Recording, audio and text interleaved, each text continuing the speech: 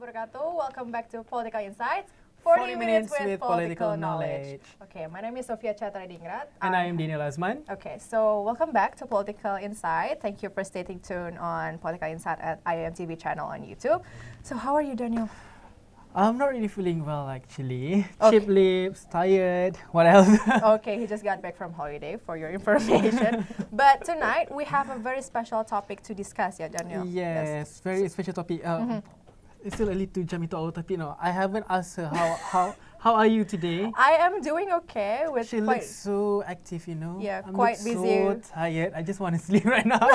Quite busy with the assignments this day, like submissions and whatnot, right? A brilliant student, bright student. Okay, but then we still have some topic to discuss tonight, Yes, right? 40 minutes knowledge for tonight. So what is the topic for tonight, Daniel? Islamophobia. Okay, are you guys aware of Islamophobia these days, right? I'm aware. I'm aware, but I'm not sure.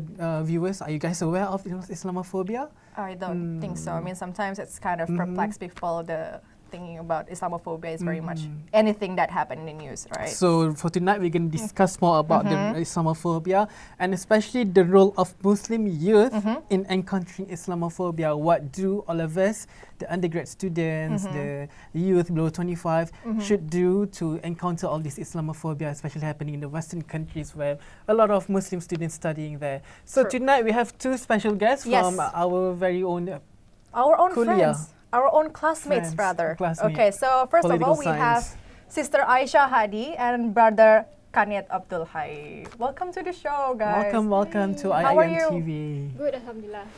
Abdul Hai, how are you? I'm very good. Are you excited for today's? Yeah. Have you guys been to classes lately, or you just finished anything? We still have one last semester to go. What about you? Last semester. Okay, he's graduating, he's leaving. He's off from IIUM. I'm so jealous sometimes about people leaving UIA so soon, right? Yeah, like our friends is leaving. Okay, so tonight's topic is about Islamophobia. Especially, we're going to discuss more about the role of Muslim youth in encountering the Islamophobia, because as we all know that Islamophobia is very much an issue for our generations, like the millennial generations, right? So we really need to discuss about it, especially among the youth as well. So you guys are representing the youth in university level, so it's really important for us to discuss about it. So first of all, Kanit, what do you think is Islamophobia in your own perspective? Okay, so Islamophobia is it's certain from the name that Islamophobia. So it's phobia from Islam. I know we have a lot of phobias. So this is the phobia we are discussing, is the phobia which is from Islam and the followers of Islam who are Muslims. It's actually, like in normal sense, in normal words, it's hatred from the Muslims. Yes. From hatred from the Muslimness is actually Islamophobia.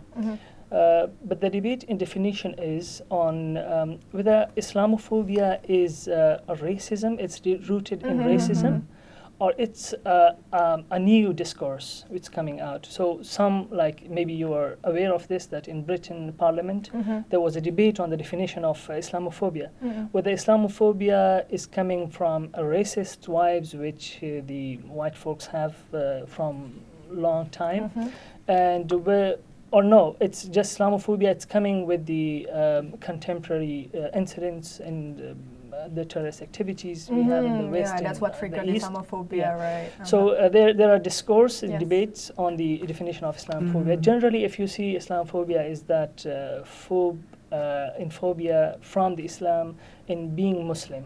Okay, so literally speaking, Islamophobia causes our Muslim friends in other part of the world could not really practice our beliefs, right? Yes, I do believe in that, because my friend went to Paris, I think back in 2015 or 16, there's like some sort of thing happened in France where they don't like the one. So she went to Paris, she wear hijab, she has to take it off for her own safety. She said, I have to, because I have to go to Paris to work. I have to take this hijab off because I don't want people to get attacked with me. Yeah, that's sometimes really give us a hard time as a Muslim living in another part of the world. So, Aisha, what do you think about Islamophobia, other side of what Kanit has said before? So, my friend Abdul Hai mentioned that Islamophobia is actually a hatred, but for me, it comes from the fear itself, how it all started. I mean, like, we all know about the event of September 9/11. Yes. Yeah, the 9/11. I mean, like from there and before that, like it is still being discussed where it actually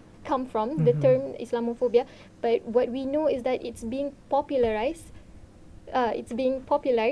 After the 9/11 attacks. Yeah. So from there, the sentiment, I would say, like Islamophobia is a sentiment that are currently, I would say, being weaponized by from the Bush administration using the war on terror, and until now, in Trump administration, they use the Islamophobia, as a sentiment that to like discriminate the Muslims. So it's very clear about the terms of Islamophobia. Oh yeah, that's really interesting. But the fact that an event that has been occurred 20 years back still, have some fear and frighten the people, right? That it really traumatized people. The fact that it's really just an event, and then it traumatized people 20 years afterwards. That's just really sad, and because people keep on blaming Muslims. Yeah, it portrays Islam the way it shouldn't be portrayed. Like a long time before, Islam was really in peace, and then Muslims Muslim in other part of the world can really just practice their own teachings and whatnot, no problems. But today, we're so scared even to wear hijab in other part of the world because of this Islamophobia thingy. Do you think it's getting worse, guys? I mean, like each time after the terror, do you think that before the terror happened in 9/11, the Islamophobia does exist? Can it? Actually, if you see the factors of Islamophobia, how it's raised, it's very important, because if you want to solve a problem, you need to go to the root from where it's coming. Yes. If you don't understand where is it coming from, you will not solve the problem easily. True. So actually, one thing is, in my view, we have historical factors for Islamophobia. Some are contemporary. Contemporary, which is discussed by Sister Aisha, that contemporary as like 9/11, and you talked about the 2015 Paris attacks. Yeah. And all that are contemporary. But if you go in history, it's actually some scholars are arguing that Islamophobia is coming from imperialism, colonialism. Because you see, in the colony time, we have a lot of Orientalists. Yes. Those people who are in the West, but they're coming to study East, to study Islamic, the Eastern religion and culture and all this stuff, and then they're going to write on the Eastern, Eastern things like the culture, the religion, and all this stuff. So people who are writing about the religion of the East, we know the religion of the East is Islam. So in colonies' time, those who were talking about the Islam, they were not Muslims, but they studied the culture and religion here, and then they were perceiving and analyzing Islam, how it looks. Yeah. So actually, from that time, there are vibes of Islamophobia coming from that time in Western world. Then, after 9/11 attack and after the 2015 Paris attacks and a lot of other attacks which happened in Europe and in East, this has actually internalized the Islamophobia in people's mind and hearts, because they said, those people who were talking about these things in time of imperialism, they were right, because see, Muslims like these things, because they did not differentiate the Islam in the people who are committing these crimes. They couldn't, because they don't know anything about Islam. They're not Muslims. They've raised up in a society where there is no teachings of Islam. So this is actually the factors. We have contemporary factors, we have historical factors, and there could be many more, which is actually providing a sphere for Islamophobia in people's minds, especially in the West. I see. That's another sad fact about Islamophobia that happens. Like it happens after the imperialism during the colonial time, and then it led to the Orientalism, and then now it led to another Islamophobia happened in 20th century. I mean, like in the modern society, we can't really deny the fact that in the modern society, we still have racism quoted towards one another. While we have promoted the pluralism, we have promoted differences, we have promoted diversity, right? And then yet we still have this gap between one religion to one another, while we shouldn't really have it. Do you think, Aisha, like the emergence of secularism really affected the spread of Islamophobia in Western world? I would say secularism does not flame the Islamophobia. I think secularism is just separation of religion from the administration. I think I think the leadership is where the problems, because Islamophobia came. What do I say? I want to say that when the leader itself doesn't, I mean, Doesn't really encourage, yeah. embrace the Islamic. yeah, teachings. does not want people to like understand what is Islam really is. Does not. I mean, like, they control the media, so that's where the Islamophobia came from, because they control the media. So that is why I don't think secularism is a problem.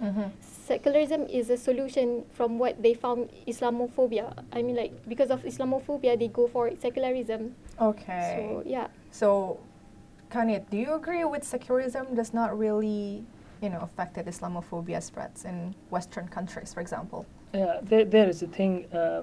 I wouldn't agree with Sister Aisha in this, because you see, people are coming out and they're just comparing Islam with Christianity. Yeah. So Christianity have done a lot of things in European history, and then the people came up to get rid of it, because this was like a burden on their shoulders. They separation said, of yes, religions. separate religion from the state, because that religion is imposing their own things. The priests and the people who were ruling the Christianity, who were leading the Christianity, were the peoples who were very corrupt. We see in European history there are a lot of examples.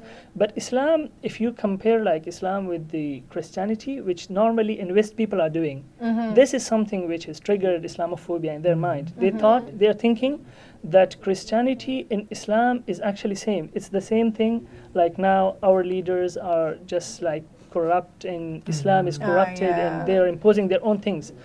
So if you compare the corrupted Christianity in the last decades of European history, and Islam, which we have, we believe that there is no corruption in Islam. It's complete, like it was in the Prophet's time. So if you believe this, that if you compare it with that Christianity in today, it will certainly, like, you will be thinking, you'll be offensive to the Islamic teachings. So it will lead you to Islamophobia. But if you don't do that, then it will not affect. This is my own analysis. All right. That is a very, very informative information about Islamophobia from both Aisha and Khalid. So before we go further deep into our discussion, how about we take a break first? Okay. Yeah. But first, we really have to understand more about separation of secularism and Islamophobia, because as a matter of fact, it's really secularism is not really affecting Islamophobia. Yes. But sometimes it looks like it, right? But so we have a lot to discuss more with Sister Aisha and Abdul Khanit Hai. So please stay tuned on Political Insights. 40 minutes with political knowledge. We'll be right back after the break. So stay tuned.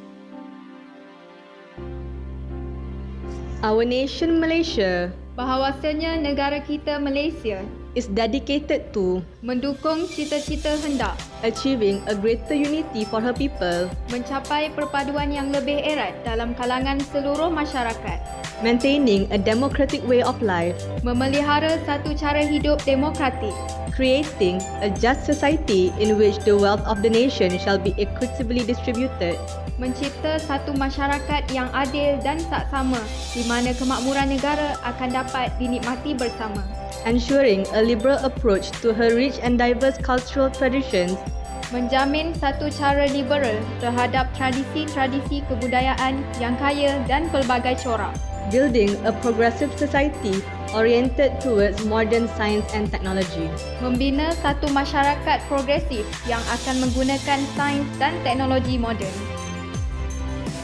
We, the people of Malaysia, pledge to strive to attain these goals guided by the following principles. Maka kami, rakyat Malaysia, berikrar akan menumpukan seluruh tenaga dan usaha kami untuk mencapai cita-cita tersebut berdasarkan atas prinsip-prinsip yang berikut. Believe in God, Al-Iqtiqad fillah, Kepercayaan kepada Tuhan, loyalty to the king and country, Al-Walak lil Maliki wal Balad, kesetiaan kepada raja dan negara, supremacy of the constitution, Siyadatud Dustur, keluhuran perlembagaan, rule of law, Hukmul Qanun, Kedaulatan undang-undang. good behavior, and morality. Al-Adab wal Akhlaq. Kesopanan dan kesusilaan. 5 prinsip rukun negara harus menjadi cara hidup kita, bukan sekadar ikrar sahaja, sekali-sekala dibaca semata. Okay, welcome back to Political Insights, 40 minutes with Voting on All. So we were talking about Islamophobia in the with Western our countries, right? guests here today, Aisha and Khalid. So, for our next second talking point for tonight will be discussion. Talking point is only for us. Discussion for tonight is that what are the causes of Islamophobia? We can start with Sister Aisha first, perhaps. Okay, for the causes, I think mainly because of the fear. Fear from where? Fear from all those events that happens in the Western countries itself. Like we mentioned before about the 9/11 attacks, and then there is the Paris French, attack, the French attack, and the Boston, Orlando, all those terrorist attacks that the media deem it as an Islamic attack. They like as soon as they know that the perpetrator is a Muslim, they use the sentiment of Islamophobia to make people, the media itself portray how bad the Muslim is. Look what they've done to us, and that is where the Islamophobia keeps growing because of the fear that they injected to the people itself. So from that fear, they don't. I mean, the American people itself.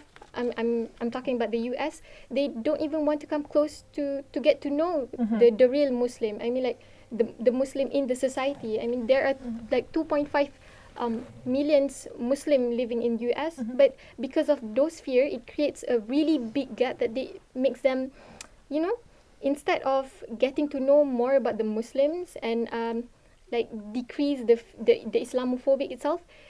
They've widened the gap between the Muslim and the non-Muslim because of the fear. So I think the main causes is the fear itself, and because of the terrorist attacks by the ISIS, the terrorist group, Al Qaeda and such. Okay. It's not getting Any it's not better. getting any better because And of them. sometimes the media portrayed everything based on whatever they see on the Yeah. field, but that they're not really filterized whatever they want to portray. And Very I would true. like to add up, like Mehdi Hassan in 2009 mentioned that the media itself is over-reporting about the Islamic terrorist attack. So that is why, I mean, like the one who controls the media controls the people, controls the mind. yes. So that is why Islamophobia is getting even bigger now. Yeah, because whether we like it or not, media portrays everything, right? Yeah. Very So true. yes, we as people really have to, filterize whatever we're watching. Really. But I think they started to like some people, some society, not society, some maybe media, they start to accept all this Muslim, Yeah. For example, I watch a drama, How to Get Away with Your Mother, and there's two Muslim character in one of the season. Yeah. They're slowly accepting Muslim, but I'm not sure how the Yeah. perception of people. But ironically, they don't want to know more about our Muslim people. Yeah. Whether. Yeah. But in business, they are very eager to be with the Middle Eastern, especially the Yes. Muslim. Yeah. That is very irony. Political. Yes. Yeah, because we have seen a lot of movies portrayed by the Hollywood that portrayed a lot of Muslim activities, Yes. like Islamic actors and whatnot. Even the recent Aladdin movies portraying Yes. Arabic world, which That one is Arabic in- culture. which Yeah. I mean, like sometimes literally leads to Arabs and Islam, right? So yeah. What about Abdul Hai? Because you were from Afghanistan, where people might, portraying your country as a Taliban and it's Islamophobia and the terrorist attack and whatnot. What do you think about what causes Islamophobia in your perspective as an Afghani, perhaps? Okay. So I talked about historical perspective before, that where is it coming from? So we knew the roots, now we know the roots that's coming from there. And the causes could be different. Some causes, like they're internally in the Muslims, and some causes are in the West. Some causes are there. So if we start from Muslims, our own self, we got some people in this century, which are like activities are too much politicized, which we call terrorism. And these people got some teachings of Islam out of context, and they perceived them, and they came up killing our own Muslims. They're killing Westerns and all, but brothers our own Muslims even. And they've portrayed this, and this is one of the very, like you say, its largest cause, which we say, we can say this is caused Islamophobia in people's mind. But there are a lot of things in the Western society too, which is like paving way for the Islamophobia. That's, you talked about media. Media is reporting all those things which the people are interested in. And it's shocking for people. It's astonishing for people, right? And they are doing Islam terrorist attacks are some things which are normally like astonishing for people, and they're reporting it. So they have actually framed media in a way which has caused Islamophobia in people's mind. You got even you talked about Hollywood and Bollywood movies. There are a lot of movies which people are used to movies these days. Everyone watch movies.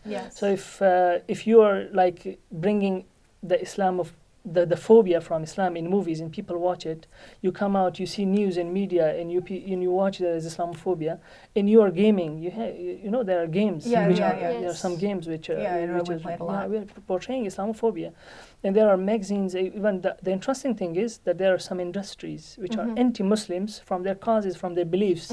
They're anti-Muslims, so they're coming out and they're like big businessmen. They're spending money on this to encourage people to come out and spread Islamophobia in people's mind, for them to hate Muslims, and that's for them a political interest. And they're using this. And another thing which is very important is the policies of West toward Islamic world, because you're a political science student. the political policies and foreign policies of West toward Islamic world has also played a vital role in the Islamophobia. It can also be one of the causes. Okay, so I mean, like, in my perspective, my own experience, I mean, we cannot really blame the countries that, you know, we have heard that they're portraying Islamophobia within their nations, right? Like USA, we mentioned France, we mentioned perhaps the UK and whatnot. But perhaps if I can share my own experience, I used to live in Canada, that I cannot really blame the people, because the people in Canadian, I'm not really portraying one nation's only, but the minorities, regardless of the stereotype that, oh, the Western really hates Muslim or really spread Islamophobia,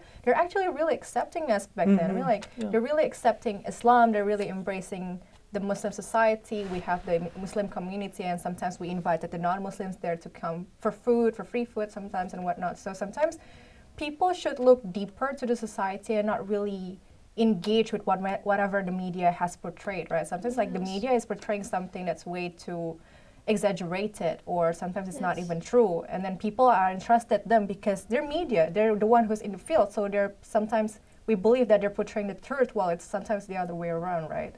So other questions like we will like to discuss right now is like how it has affected the Muslim community, especially in the Western countries, the causes, like, you know, what really affected to the Islamic society itself. Khanit. So, Islamophobia has affected people, the Muslims, especially Muslims living in West and Muslim living in East. Those who are going in East, they're like Islamophobia, they're treated not as they should be treated, like a human should be treated. There are a lot of evidences in airports, they're caught because they have beer. And he's like, they have even a lot of the people you see in US and Britain, if you talk to them, they see we feel like separated after 9/11. And after this discourse came in, we feel separated in that society. Before 9/11 in 2001, in 19, like we were living for a long time, and we were not affected by these things, but now they are affected. And normally, if you see in West, like Muslims in West are too intermingled in society, so they're working, and there are evidences they have got like they've got bullied in societies. The students who are studying in college, in schools, they also in employment they got discriminated because of this thing, because they are Muslims, and those women who are wearing veil or hijab, and those who are like Muslims men, because of their name and bear, they've got like a lot of problems. So this is something which is affecting people a lot, and if you see one factor which is very important is psychological factor. If you live in a society and you think I'm from this country, the Muslims in US are from US, you're living in your own country and you are thinking that you are like separated, Yeah. you are marginalized. Like different nations. So and it's whatnot. very Seen national psychologically, Yeah, you are not right. finding peace. You know, it's so difficult. Yes, that's Yeah. very true. Yeah, there's a stagnation between nations who live in the same country. Like, Holding the for example, like same American ID, yeah. Muslims, I live in America, I hold American passport, yet I'm being separated from my own Yeah. society. That's not really fair sometimes, right? Thank God Malaysia is not like that. Yeah, I mean, like, Yeah. thank God it happens Yes. mostly in Western countries. But Aisha, do you think this Islamophobia is not really spread in Western countries? I mean, like, probably in Eastern countries like China or non-Islam majority countries in Asia. Pardon? I mean, like, Do you think Islamophobia is really spread as well, like in the Western societies, in ASEAN countries? Because we know that not all Asian countries are Muslim majority countries. yeah, I think it is pretty much because US control the global media, so it's easy to like penetrate into people's mind Yeah. all around the globe just to say that Islam is a terrorist. I mean, it's not because I have few friends from Christians, from Buddhists. They do have this perception that Islam, that some, even though some, but it caused fear to them. Like some people, some Muslim prefer war as a mechanism to defend themselves. So in a way, it's hard to like counter that because it's been spreading a lot. I mean, like, we're trying to say that no, not Islam is not like that. Islam is peace. But whatever the media portrays by the Western, media has been affecting the Muslim all around the globe. I mean, like, you can see. I'm not sure, but I think what happened in Vietnam. Wait. Myanmar. Yeah, Yeah. Myanmar. Myanmar. The ethnic cleansing. The Yeah. ethnic Yes. cleansing itself it carries the Islamophobic sentiment. Yeah. So the people there cannot accept the Muslim. So yes, it is spreading. So that's why we have to do something about it because it is spreading. Like it or not, it is. Even though things are changing, but at the same time, things are getting worse. So for me, it is It's coming. really sad that Islamophobia starts to spread in the Western world, and now it's spreading in our own world, right? Like in the Eastern world, where the Islam does exist, Islam was born in Eastern part of the world, Yes. yet the Islamophobia spread in our own world. Like that's sometimes it's really sad and bring really, sometimes I was speechless if I see these cases among us. Like, why should we be scared about Islam? Because sometimes the portrayal of Islam by most people in media, right? Like, we're portraying jihad as a war, like we're killing people. Like the da'wah itself if we're doing da'wah, sometimes we portray Islam in bad sides. Like, if you don't do this, you get to the hell. If you don't do this, you get sins. Like, we don't really It's a portray. wrong message about Islam. Yeah, like the Yes. message of Islam is about peace, about the Yes. beautiful that has been spread by the Prophet, right? But then we are portraying it in the wrong way. Okay. By the way, we have a lot more to discuss with Karnit and Aisha, so we'll be right back after the break. So stay tuned to Political Insights, 40 minutes with political knowledge.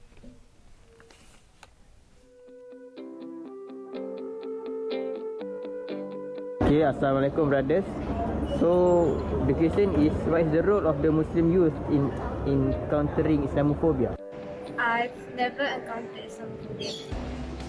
Alright, so Islamophobia, in my opinion, this issue has become a very critical and serious issue that clouds the whole, not just the whole nation of Malaysia, but the whole country. So first, we need to understand what is Islamophobia first. Islamophobia is a kind of prejudice, hatred, fear against Islam or Muslim in general, when it seems as this Muslim as a threat to global peace or a source of terrorism. And I personally believe that it comes from the media. Because media usually portrays the bad image of Muslims, so therefore the fears that portrayed from the images will make people feel scared or to hate the Muslims. And due to the media, because media always portrays the bad, not the bad side, but what is the current situation in the Middle Eastern countries, all those chaos and wars. So they portrayed it that way, and they portray Islam as a very bad religion, barbaric, and only knows how to inflict terror against without interpreting, without thinking or doing extra researches. So I believe that media plays a role in propagating the Islamophobic, and I think this should be curbed and should be solved. We can show to the world what have Islam taught us, to spread kindness, to spread love, and to spread everything good and nice thing Islam taught us. So I think media should be just and try to show the good thing of Islam so that we can try to remove Islamophobia little by bit. I would like to remind, we can never deny or stop this kind of hatred or fear about the community by just keeping silent or doing nothing. Critical when it comes to this, and do not believe whatever that is being said by the media. At the very least, as a Muslim youth, we can do is by portraying the real attitude of Islam itself. Alright, we are back in Political Insight, 40 minutes of political knowledge, still with the same topic for tonight of our discussion, which is Islamophobia, with these two amazing people from political science. Yeah, Four amazing people actually. Us, is it count? We're counted as us? Yes, 4 amazing people from political science. Are you? Okay. I don't think I'm amazing enough. No. Islamic gap. All right. So back to our discussion. Our third discussion for tonight will be, how do we encounter the idea of Islamophobia or Islamophobia? Sama je lah. Islamophobia and Islamophobic. Just change E and C. Okay, so we start on it. Okay. Yeah. Okay, so actually this is the most important topic of tonight, how we encounter Islamophobia. Better pay attention, now audience. There is a problem in the world, that's Islamophobia, and we talked about the effect and causes. But the important thing is now that we are discussing that how we deal with it and how we encounter it, because we are Muslim and we are youth. So how do we do that? First thing is that we should know this, that encountering Islamophobia, we should start from ourselves. We should understand the Islam, and then we can like engage in the social media and we can approach anywhere where we can talk about the real image of Islam, that Islam is peace, Islam accept pluralism, we have no problem with any other religion, we have no problem with non-Muslims and we have nothing called racism and anti-religious sentiments and all that stuff. This is one that we should start from ourselves, and we should convey the message is like anywhere we can. Second thing, which is very important point, is the sentiment of moderation in Islam. This is like, we also should understand this idea of moderation in Islam, because we are called ummatan wasat, like the moderate ummah. So we don't have these extremes. We don't have extreme on this side, positive side, and extreme on negative side. We don't have them. We are very moderate religion, and we are not like a religion which is shown today in the international media. Islam is not that Islam. Our Islam is too moderation, like you talked about it before. It's peace. The principal doctrine of Islam is peace. Yes. That it's spread by peace. You see the Prophet's history, the Khulafai Rashidin history. We went to like the jihad thing in the history is just one thing, that when you are like when you are too much like, you don't have any other choice. There are a lot of choices before you go into that. And when you have nothing, no way, then to defend yourself, you have jihad. But they have got this out of context, and they made it this. This is when you don't understand the moderation sentiment in the moderation idea of moderation in Islam, this will happen at the end. But another thing which is very important is that we should educate people about Islam, which I talked before. And the important thing is to engage with these people. These people, like those who are in the West or those who are in the East, and they have Islamophobia, we should engage with them, get engaged with them. We should like embrace them in the community, right? Yeah, we should go in their communities and talk to them, so that they feel relaxed, that they see these guys are Muslims and they don't have any problem with us. Right. So I think these are the ways that we can encounter this Islamophobia. Yeah. How about you, Sister Aisha? I think all the point is already being said, but again, I think for me, education is one of the most top elements on how to counter Islamophobia. Like for example, and another one I would like to emphasize is like the media control. Yeah. Because we're not trying to control the media to like clear up. I mean, like the first one is like to clear up the the sentiment of negative sentiment of Islam.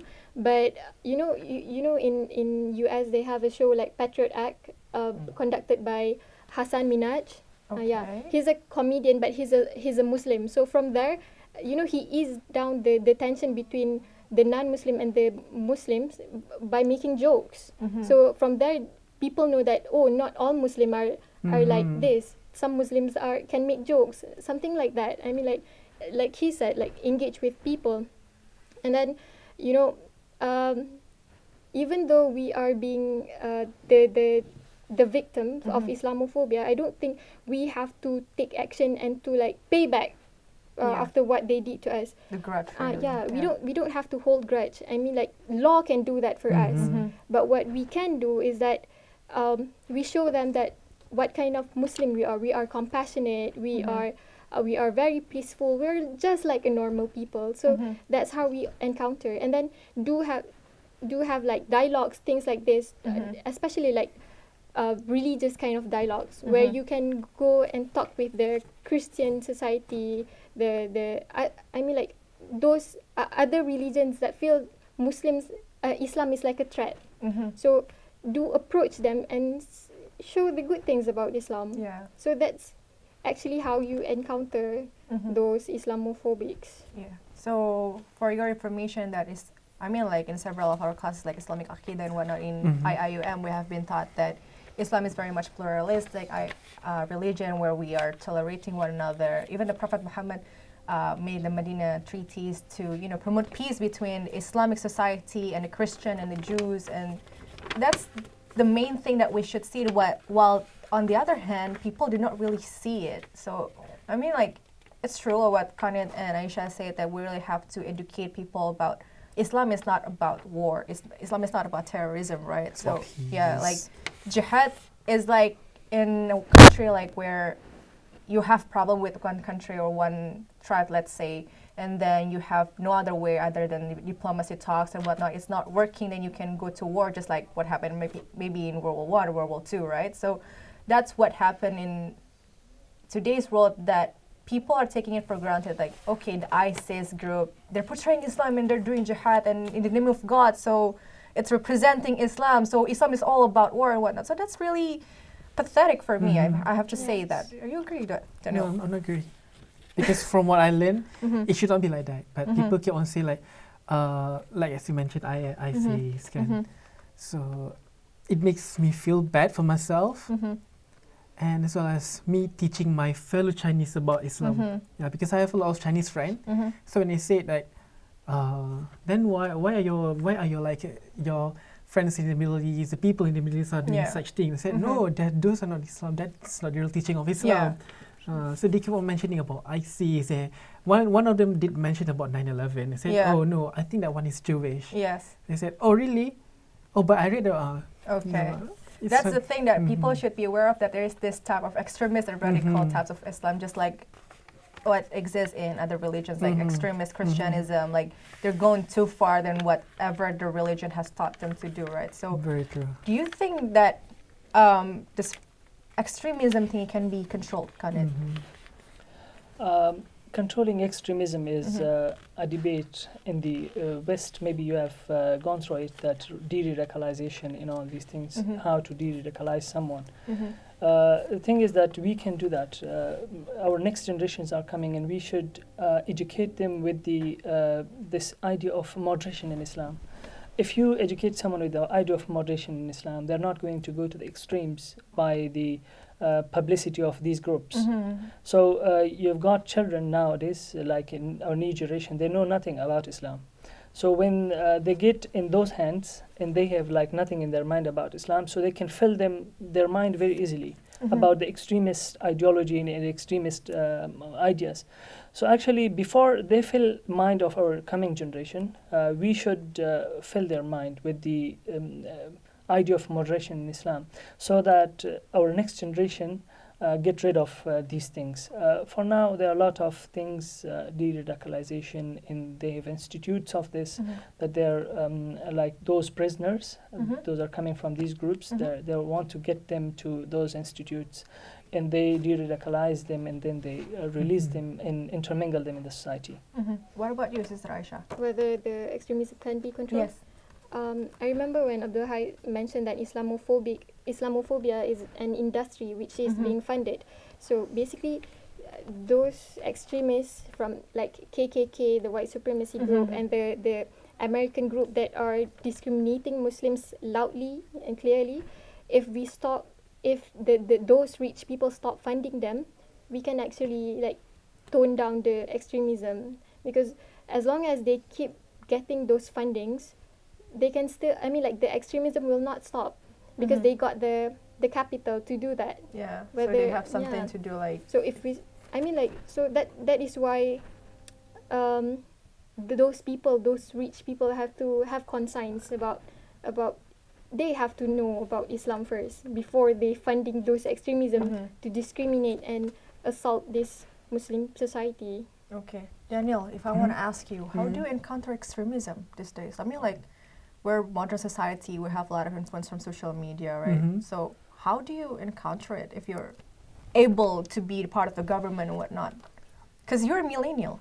Yeah. We are millennial, But right? to be honest, I never encountered any of them. So that's nice though. Yeah, I'm so surprised. I never like have people like talk about all this extremism with me. Maybe because I look. So what I can do is just share about Islam and about political science. So for me, how to control extremism is by teaching people. That is very important. Things, right? Yeah, because let's say my friend, one of my Christian friends from Sarawak, it's very harmony there in Sarawak and Sabah, which for them accepting other religion is a good thing. She's a Christian. And her cousin married to a Muslim. Yes. So they do accept each other religion. But for us here in Semenanjung, the West Malaysia, it's quite hard to accept that. Yeah, even for us to step into church is quite wrong. So for me, I'm trying to like adapting to learn how those people in Sabah and Sarawak, they accepting one another by like as I've mentioned. But now, I think the best part is by teaching. Yeah, by teaching that's tolerance. The only thing I can. And, you know, I can think right now. Accepting one another is one of the most important thing before we go further than, you know, whatever Khalid and Aisha has mentioned before, right? So alright lah, we go watch it first lah. Let me refresh my mind first. Okay, I'm a stay little tuned bit slow on tonight. Political Insight for 40 minutes of political knowledge. We'll be right back after the break. Yes.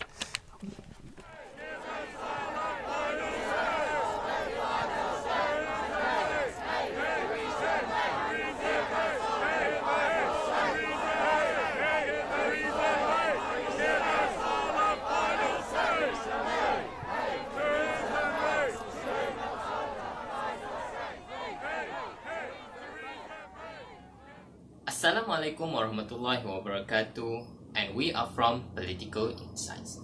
So today, I'm going to talk about Brexit or Britain exit. So what is Brexit? Brexit is basically a process of the United Kingdom leaving the European Union. It all started back on June 2016, which the first referendum was held in order to decide whether the UK should leave or remain in the EU. The EU is basically a political union within the nations of Western Europe, which was formed after the Second World War in order to bring political and social cooperation.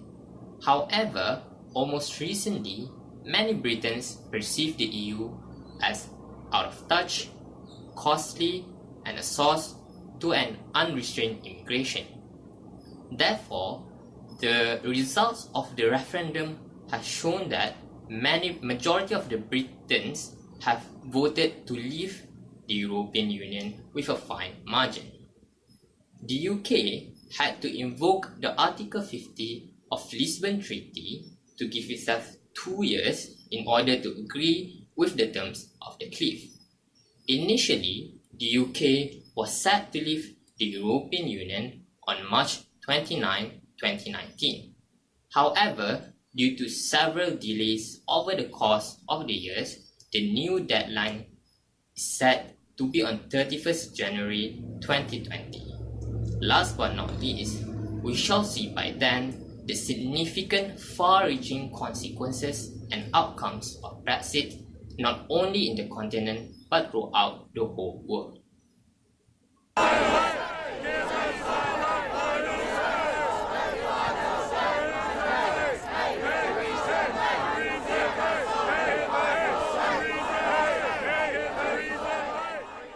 And we're back at Political Insight. 40 minutes with political knowledge. Okay.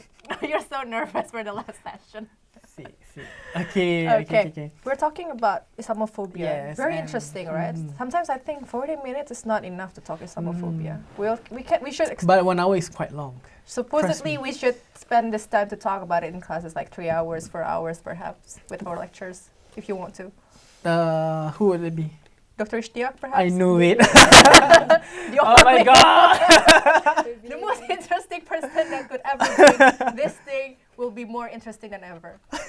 Yes. But first of all, I will share my own experience perhaps about Islamophobia before we can come up with our last session. One time, I was mentioning because I was living in Canada and I was saying that there's so peace, they're accepting people. But turns out, I just remember, because of Islamophobia, I just remember this very quite traumatic moment. I was 13 back then, and then I was sitting alone at the bus stop, alone. I'm a girl, alone, with hijab, 13 years old, so very much, like, you know, just graduated from primary school and whatnot, and then suddenly this guy, out of nowhere, came into me, like, he's around 30 or 40, like, coming to me saying, oh my God, you're terrorist, out of nowhere, because I'm wearing hijab, without even asking me, without even asking, do you bring bomb with you or something? Are you going to bomb up this place or whatnot? Out of nowhere, he would just point at my face and say, I'm terrorist because of my look. So sometimes it's not fair that... What they call that? Apa? Alamak, that one word. Apa? Never mind lah. So like grouping... forgot lah the English word. Stereotyping? Stereotype. Okay, stereotyping. Hijab, terrorist hijab. Then those Christian sisters? With the nun. The nun? Yeah. Like hijab what? Okay, so sometimes people are just confused because they spread of Islamophobia. So sometimes Muslims cannot really dress up the way they should dress up because people are so scared to judge, and the Muslim themselves are scared to be judged by the people because of the way they dress up. Like sometimes in France, perhaps in some cases, they're not allowed to wear niqab, to wear hijab. Even like not only to Muslim society, but also the Christian society, they're not allowed to wear the cross and whatnot. So sometimes it is not fair that we cannot really show our affection towards our religion, to, you know, just embrace our religious teachings by our God, that because of this thing, right? So it's not fair sometimes. Betul. It's really sad. Okay, so we can conclude sometimes, like, okay, we can go to kind of, how do you conclude and how do you view and conclude the issue of Islamophobia? So talking about issue Islamophobia, first thing which is very important is that we should understand the Islamophobia, where the deep roots are. And if you don't understand the deep roots of a problem, you cannot solve the problem. So we should go and understand the historical deep roots of Islamophobia, and then the contemporary the roots of the contemporary Islamophobia, which is rising in the West, and what causes in effects, and then we can come up with those things which are said before, that we come up with the education of people and going to like get engaged with the people in the community and show them that we are not those Muslims which are shown to you by the Western media and the people who are working in the Islamophobic industry. So we should work on this, and we should go anywhere on social media where we have access, and we should tell people and educate them about the Islamophobic thing. How would you suggest to the government or perhaps our youth society to contribute as well into, you know, encounter the Islamophobia in our own country, for example? For the governments, because they are the policy makers and they're implementing the policies. First thing is the education is very important. That we should give the education, moderative education of Islam to the people, to the generation which is coming coming next, that generation should be like Muslims who have this idea of moderation. And when they talk about Islam, they talk about moderation in Islam. So they should be told that this extremism is leading to that thing which we are facing today. And second thing is that because the government has a lot of resources, media, and they should utilize all these resources, media and other public, where populist resources. Those who are reaching to public, like the ministers and all those people, can counter the Islamophobia very well, because they are the people who are making people's mind, and they're responsible for this. So I think the government should come up with a good policy in their countries, how to have a moderate generation next, and how to encounter the current situation through media and other means. Okay. What about you, Sister Aisha? How I view Islamophobia, I think first of all I would say it's really a blessing to be in Malaysia and as a Malaysian, because we are not in the first front of facing the Islamophobia. We know about, like me myself, never faced Islamophobic, so I don't know what it really feels like, but only through Western media. I mean, after the 9/11, we can see how bad is the situation due to Islamophobia. I mean, after the 9/11, there is Muslims are constantly being under threat, under violence, under assaults and such, like the New Zealand attack recently, terrorist attack. That even though we are not facing Islamophobia in Malaysia, but it felt really deep, because those people that were affected by the New Zealand shooting attack, they were Muslim like us. They were living like a normal people. They didn't do any harm. New Zealand is a very peaceful country. So what happened to them really felt deeply to us as a Muslim. So to me, I agree with all that Abdul Hai said, how Islamophobia should be introduced. Should be overcome. And media, if we can't control the media, why not we just conquer the media with the knowledge that we have? We write all about good things about the Muslim, because we are a good person, and then try to make things better for the Muslims, because we can't put hope in the West, because of this happened from the West, especially the leadership itself. We don't hold grudge. I mean, even though the hatred came from Christian's background of Christian background person. Right? Yeah, we don't hold grudge on Christian. We don't have Christian phobic. We don't have Americanophobic. But that's how compassionate Muslim is. So they have to realize those who did those terrorist attacks, those bad things, are not Muslims. Yeah, are not Muslims. They don't represent Islam at all. So we need to keep reminding people of that, because every time things happen, they forgot that what Muslim really is. Sometimes they remember, and the next thing they don't. So yeah, I think to conclude, we all have to carry the responsibility to clear up all those negative sentiments that are used and weaponized by the US, especially. I'm repeating US because US are, I think, the main contributor to the most powerful country, right? So yeah, let's hope for better president for the US next year election, and I hope things change, and I hope Islamophobia will slow down and go away. So hopefully, we all hope the same, though. I mean, sometimes. Yeah, we cannot really deny that the misconception of Islam exists around us. Even among other Islam society does exist, right? People are doing this thing, for example, is ISIS or Al-Qaeda and whatnot, you name it, are doing this in the name of God, and because it's written in the Quran about the jihad and the war and whatnot. So people are just taking it away as it is before even go deeper to the tafsir of the Quran itself, what it actually means. Sometimes among us, it cannot, to be told that the truth is, we don't really understand about our religion as well. I mean, like, we're still learning, of course. We're not the Yeah. master of our own religion. That's why we are learning about it. So it is really important that we're encouraging our Muslim society to learn about our religion first, like really go deeper to the tafsir and the hadith and whatnot. Sometimes even the hadith, there's the da'if one, there's the true hadith one, the mutawatir and whatnot, you name it. So really encouraging our Muslim society first to learn about our own religion, embracing it, practicing it, like, you know, truthfully, and then spread the knowledge to the other societies. It's really important, right, Daniel? Mm-hmm. What would you suggest to the society? Oh. If you are part of the government, I'm asking you, I'm curious about you. Education. No, because I love to read. Okay. I love to read, especially history.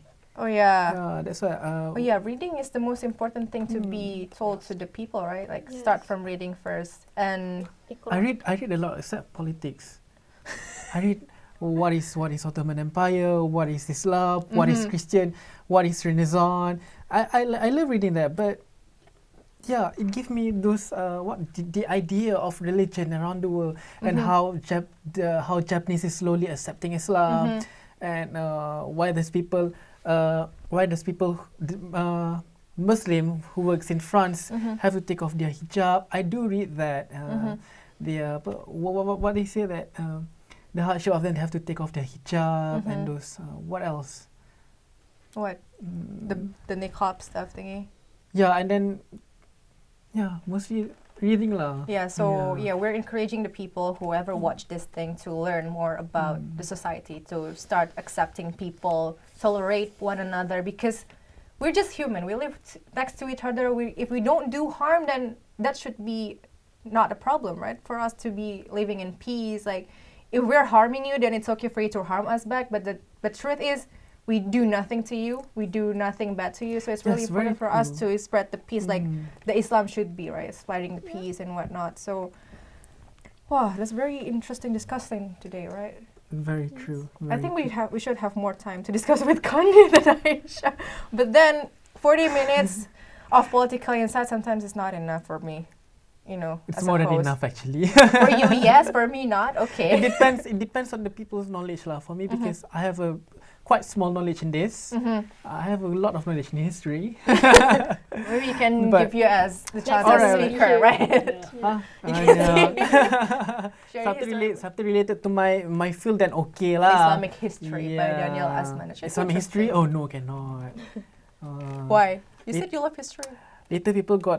Later, if people watch Islamic history, they're gonna like stray away from Islam. You know?